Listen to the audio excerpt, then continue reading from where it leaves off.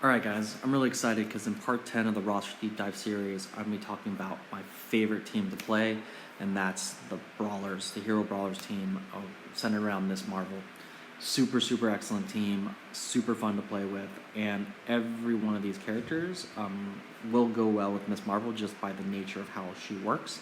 For those of you guys who don't know, she assists on any of these characters' turn, and her turn she gives a chance for one of these characters to assist. And if you take her passive to tier level 5, then it'll be a 100% chance. And that extra assist is just so much damage to output that you oftentimes just slaughter teams. The team works in a way that as you get more and more damage, you'll hit a threshold where you'll just destroy a team. But if you're under that threshold, you can struggle. So because of that, they don't punch up super well. But they are very good, and they're part of what I consider like the second tier of the meta teams. Really good indication of where you're at in the game is when you start leveling up your Ms. Marvel, and when you're able to start putting a lot of gear into her and the other brawlers. Once you do it though, the good thing about this team is because it's so interchangeable with so many pieces, as you move a team to another place, like for example, you might use Black Panther for a while, but then you get the Wakandans, so you move Black Panther off this team and onto the Wakandans. Well, then you can just sub in, America Chavez, or, you can sub in Gamora instead. So it's just a really good team, and it'll function pretty well. That being said, I'm going to talk about the variant that I'm going to be switching to, as well as the variant I currently use, because I think that's probably the two most likely variants that you're going to use, and why I do it. Before I go into that, let's first look at Miss Marvel's kit so I can explain how it works, and then we'll look at the other characters. So Miss Marvel, really good kit. You can see I actually only have her passive at level 4, and that's because I put her on Alliance War Defense. In Alliance War Defense, the AI gets a better chance to proc things, so because of that, she assists almost all the time anyway, so I don't really need to take it to level 5, but if I take her on attack, then I will take it to level 5. It is a big difference, so that'll come probably really shortly. I think I'll level Phoenix, and then I'll do this one. The other big one is her special.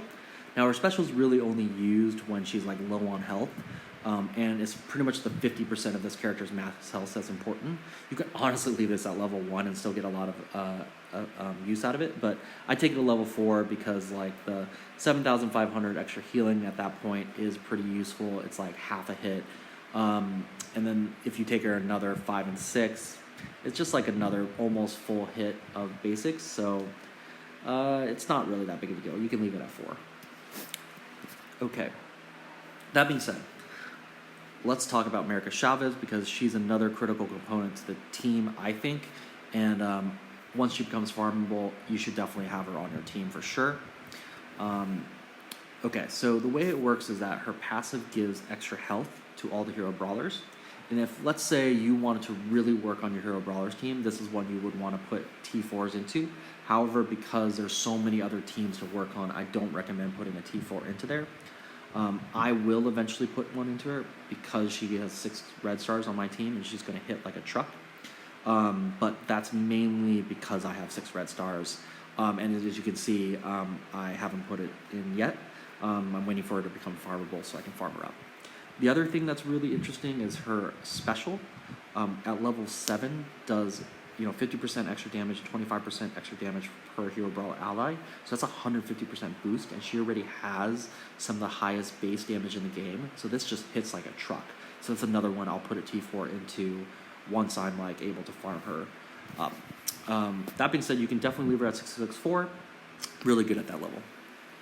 Gamora we already covered, so I'm not going to cover her again. I'm now going to cover Deadpool. So Deadpool on this team sometimes is not really useful because of his speed. A lot of times he's dead before he can really get his bounty hunter off, and he's rarely alive to last for his basic attack to work. So you're pretty much just doing the hack and slash, which is what you want to take to level 6. It does do a decent amount of damage. The extra assist is nice, but because this is such a single target focused team, you're really trying to do as much damage to one target at a time, and the extra damage to that chains all around doesn't actually help as much as you'd think. That being said, pairing him with Spider-Man, which I'll go over later, does really help because Spider-Man puts defense down on all those targets, so it's kind of nice. The other one you want to get to level 6 is Bounty Hunter. This thing just wrecks fools when you get it. It's just a really, really good skill in general. Hits for a lot of damage. Basic you can leave at level 5 because it's just, you know, it just doesn't do, you just don't use it that often, and you already get the second attack chance on level 5. His passive you can leave at level 3 just to clear all the negative effects, but you don't need the extra heal really. Okay, Captain Marvel is an amazing standalone character, and she's also a really good brawler character. She's really good on Alliance War defense even with other Toons. So you can either run her with the Brawlers and just make the Brawlers that much scarier on defense.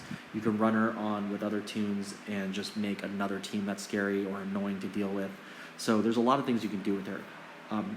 The best Brawler team you could form definitely has her on it. But I don't know if that's the best spot for her. That being said, as a standalone Toon, she's amazing. If you get really high red stars on her, it's really good to take her up really high. In fact, I would gear tier 12 her. She's one of the few ones that I think taking the 12 will really matter, even if you don't have the 13 parts. And she uses adamantium, unfortunately, which is what Ultron uses. So you need to prioritize Ultron first before her. So it's just a real slog to get enough adamantium to gear her up. That being said, if you do gear her up, you're going to want to put T4s into her passive, which gives her more healing, which just makes her, it takes her from 10 to 20%, which makes her a beast on Alliance War defense. And you're going to want to put T4s into her ultimate a little bit after that. It's not as important as a passive, but it's a little bit more because that 640% damage going from 540 to 640 will oftentimes one-shot people, especially if you have really, really high red stars. So it just means that they'll have to take like a defense up character or speed up characters. Otherwise, she'll just wreck somebody.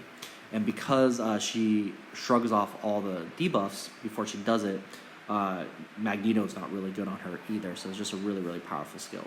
Otherwise, for the Brawler team, though, she just needs to be 6664, so that's what I'm going to say is essential. But anyways, I highly recommend those two abilities. Okay, next we're going to talk about Spider-Man. Spider-Man are also fit on the Spider-Verse team, which I'll talk a little bit about.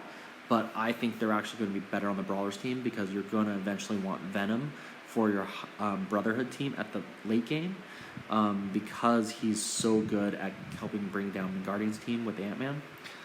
That's an advanced tactic that we'll talk about much, much later. So I'm actually taking my Brawler team soon to become Miss Marvel, Spider-Man, Miles Morales, Gamora, America Chavez, and I'm going to move Captain Marvel and Deadpool to another team. And the reason I'm doing that is because I'm going to take Venom off that Spider-Verse team.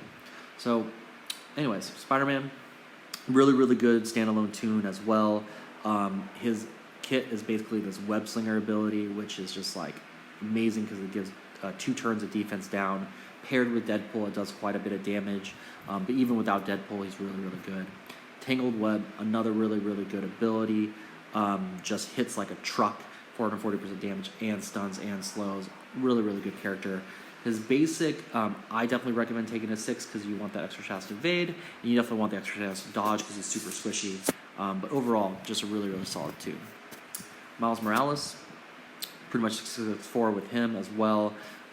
His Web Blast helps you put Disrupt on characters, so it prevents them from taunting, which is really, really useful on the Brawlers team because you want to be hitting those other squishy targets, so you don't want tanks to taunt. Also, his Venom Shock really helps as well because you can slow guys and rewind their turn meter. So it just means that they probably won't get to their second turn until you've taken the first turn until you've taken 2 turns already, or the third turn before you've taken 3 turns already. What I like about him is you can use either his special or his ultimate, depending on what the situation calls for. So yeah, these are all the Toons. Highly recommend them. They're really effective at tier 9, level 60, but eventually you're probably going to want to take them to tier 10 or tier 11, level 70, just because you're going to want more damage so you can hit higher level Toons, but they're definitely not the ones that you have to get there right away. So that's the Hero Brawler team. Hope you guys have a lot